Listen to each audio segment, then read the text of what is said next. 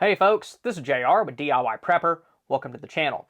I'm sure most of y'all would agree that this summer's been pretty weird. It's not just that we've had bad stuff happen. Things have been happening really fast with very little warning, and a lot of times it happened to people who thought they were in a safe place. In the last 6 weeks alone, we've seen entire neighborhoods wiped out, power grids pushed to the brink, and people swept away while they were sleeping. And that's just here in the US. Globally, we've had near-miss tsunamis, blackout triggering heat waves, and fire seasons that are still ongoing. So in today's video, we're going to go over some of the biggest events that we faced in the past few weeks, what we may have to deal with in the near future, and more importantly, real action steps that everyone can take to be more prepared today. First up, we have an event that hit pretty close to home for me, and that's the Central Texas floods that hit the Hill Country over the 4th of July weekend.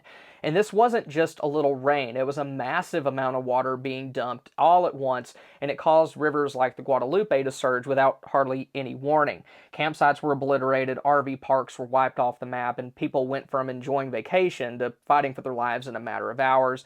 And of course, we've all heard of the tragedy that happened at the girls' summer camp. Entire families were caught off guard because they didn't know that they were in any danger. It also happened at the worst possible time, at night when everyone's asleep. Now, while I don't live along a river, I do understand the attitude that most Texans have when it comes to late night flash flood warnings. They go off in the middle of the night, we roll over, look at our phones and say, oh good, it's raining again, and then we go back to sleep because it's almost always nothing. But when that rain came, it overwhelmed everything at night when situations are the hardest to respond to. When the warning comes in and it's dark outside, your brain's foggy, and your kids are already in bed, it's a totally different ball game than dealing with something in the middle of the afternoon. Your reasoning skills and even your ability to sense danger are completely in the toilet. That's why having a plan and knowing exactly what you'll do when things get bad is so important. You don't want to have to think about what to do in the middle of an emergency. You want to be able to act and go with the plan that you made ahead of time when you were able to think through all the details clearly. That flood really should have all of us asking, if something like that happened in my town tonight, would I be ready? Then on August 9th and 10th, a monster rainstorm parked itself over Milwaukee, Wisconsin, and dumped over 5 inches of rain in a single night, with some areas seeing much more than that. And we're not talking about rural farmland here. We're talking about highways underwater. The Milwaukee airport flooded so bad that they had to shut down multiple runways. The state fair even got canceled mid-event. Thousands of homes were affected, and emergency crews were dealing with hundreds of calls throughout the night. And this wasn't even from like a tropical storm or hurricane. It was just a really bad storm system that stalled out and dropped a bunch of rain in one area. And unfortunately, this kind of flooding is becoming more common, and most cities just aren't built to handle that much water, especially when it comes down all at once. And since events like these are hard to see coming, the best way to deal with them is to plan for them ahead of time, because if a storm like that can take down a city like Milwaukee in a matter of hours, imagine what it would do if it were to hit where you live. Then another thing we've been dealing with recently has been wildfires, and this has actually been one of the worst wildfire seasons that we've seen in many years. In California, fires like the Gifford Fire have scorched tens of thousands of acres. Some fire crews were dealing with 3, 4, and even 5 active fires at once, all within range of major population centers. And even if your home isn't being directly threatened, smoke can shut down highways, contaminate air, and force you inside for days. The truth is, wildfire season isn't even close to being over. In some places, fires can happen in September, October, and even November, especially when dry conditions combine with high winds. Those high winds can cause fires to spread very quickly, which means if one breaks out near you, you may not have much time to react to it. And one of the biggest contributing factors to these fires has been extreme heat. This summer has been brutal, and not just in the US. While we've been struggling with the heat dome the past few months, over in Iraq, temperatures pushed up to 122 degrees Fahrenheit and caused a nationwide power outage. Millions of people were without electricity during some of the hottest days on record, and when that happens, it's not just uncomfortable, it can be deadly. Hospitals can't cool patients, water systems fail, food starts to spoil, and people with medical conditions or who are elderly just can't handle it physically, and we see this year after year. temperatures climb, the grid gets overloaded as people try to cool their homes, and when it fails, many times those equipment failures can spark fires in areas that are already bone dry. Even in places like France and Italy, temperatures hit levels that we haven't seen before, sparking wildfires and leading to evacuations across tourist areas. And this isn't a maybe someday problem. It's happening now, and it happens every single year. And our power grids in the US definitely aren't immune. Texas already saw grid strain warnings earlier this summer, and California is bracing for the same. Our power grid is notorious for relying on aging equipment that utility providers keep slapping band-aids on to avoid the cost of replacing large swaths of infrastructure. And if the grid goes down in a heat wave, you're going to need a way to stay cool, keep water flowing, and power essential devices like fans or small fridges for things like medications. It doesn't take a 10-day blackout to ruin your week. A few hours with AC and triple-digit heat can be totally miserable and even life-threatening for some folks. Then, on top of all those, we've also had some pretty significant near misses as well. On July 30th, a magnitude 8.8 earthquake rocked the Kamchatka Peninsula in Russia. It was one of the biggest earthquakes we've seen on this planet in decades, and because of where it happened, it could have caused damage thousands of miles away. It was so strong, it triggered tsunami alerts across the entire Pacific, Japan, Hawaii, and even parts of South America. Thankfully, a worst-case scenario didn't happen this time. The epicenter was far enough offshore and the wave heights weren't as destructive as they could have been, but for a while there, coastal towns across multiple continents were on edge. Sirens were going off, evacuations were happening, and people were scrambling. Most of us probably remember the Indian Ocean tsunami back in '04. The damage and loss of life that caused were absolutely insane. Hundreds of thousands of lives were lost and millions were displaced across 14 different countries. The point is, even if you don't live in an area that's prone to earthquakes, something like this can still affect you. Tsunamis travel thousands of miles. Then on top of that, how connected the world is now can spread the impact of events like these as well. Food supplies can become disrupted and infrastructure could go down. And if you do live near the coast, then you better know your evacuation routes and be aware of what's happening around you, because the time to evacuate and figure things out isn't when the world's falling apart. And then to top all this off, even the sun's been acting up this summer.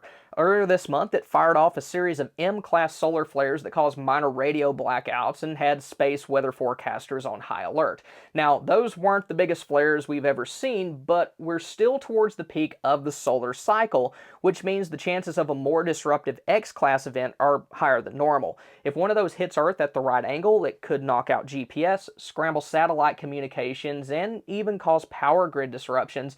And this is one of those threats that most people don't think about until it happens, and when it does, we may only have a few hours to get ready. What's scary about these is that we know that they can cause major global issues. Back in 1859, the Carrington event, which was the largest geomagnetic storm in recorded history, overloaded telegraph lines, starting fires and shocking telegraph operators.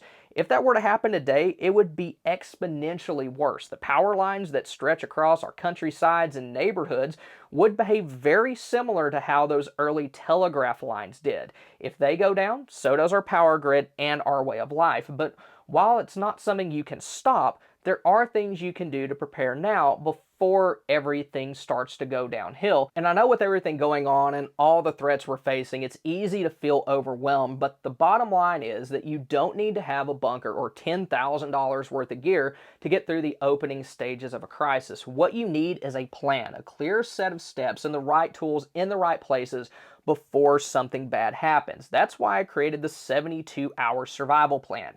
It's built to walk you through what to do now, along with what to do when something does hit the fan, whether it's a natural disaster, a blackout, a chemical spill, or even a cyber attack. And this isn't theory or some goofy government survival kit in a purse. This is stuff I've spent years testing, tweaking, and actually using. And you can get it today at a big discount using the link in the description below. The 72-hour survival plan's broken into 4 main sections, and each one's built around real-life problems people run into when disaster strikes. In Section 1, Pre-Collapse Prep, we start with what you should be carrying every day, whether you're at work, running errands, or out of town when something happens. That includes things like a solid EDC setup, a get-home bag, and the kinds of gear that you can carry around without being senior tactical at the grocery store. Then we move into building your home-based immediate response kit, which we break down into different categories, including sustainability, wellness, and tech and tools. You'll learn how much water you need, which cooking methods actually work during a blackout, and how to keep you and your loved ones safe for at least 3 days. Then Section 2 focuses on recognizing a disaster and responding to it, because the truth is, not every bad situation comes with sirens and flashing lights. A lot of times, the first signs are very subtle, like a weird news story, sudden panic buying, or an alert buried in your phone's notifications.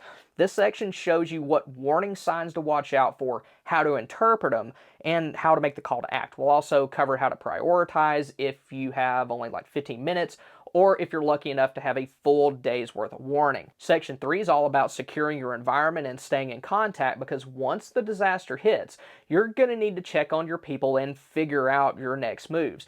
Do you stay put? Do you leave? How do you get in touch with your spouse or your kids if the cell towers are overloaded?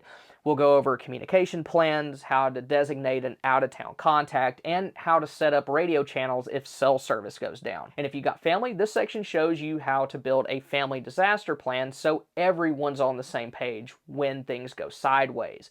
Then Section 4 is all about sustainability and defense. This is the part where you hunker down and start making decisions that will keep you going until help arrives, or until you decide that it's time to leave. We'll talk about how to manage the supplies you have and how to stay safe from people who may not have prepared as well as you did. And on top of the video lessons, the course also includes 6 downloadable documents that you can print out and use to start your home prepper binder.